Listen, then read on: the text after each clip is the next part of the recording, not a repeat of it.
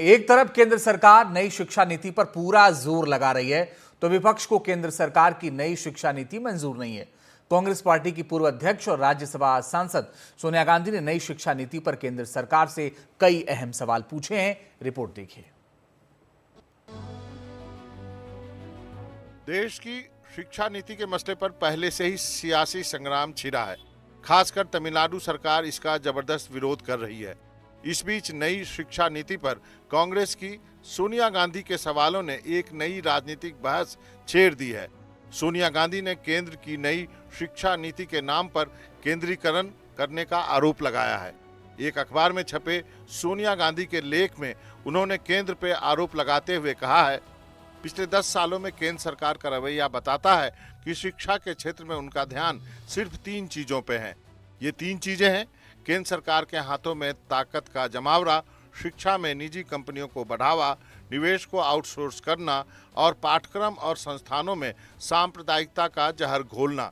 सरकार शिक्षा को लेकर गंभीर नहीं है और न्यू एजुकेशन पॉलिसी के नाम पर अपनी नीतियों को थोप रही है। सोनिया गांधी के इन आरोपों का बीजेपी ने तगड़ा जवाब दिया है। This is a letter dictated by the NGO mindset of the Congress party. The reality is Mrs. Gandhi has no clue when commercialization stepped in and why it stepped in. The Congress party are the prime movers in it.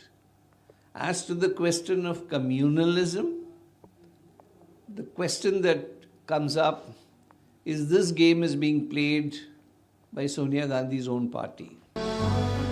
नई राष्ट्रीय शिक्षा नीति पर सोनिया गांधी की आलोचना के बाद सियासी संग्राम मच गया है। नई शिक्षा नीति के केंद्रीकरण, व्यवसायीकरण और सांप्रदायिकता से जोड़े जाने पर सत्ता पक्ष आग बबूला है और नई शिक्षा नीति को देश के लिए फायदेमंद बता रहा है।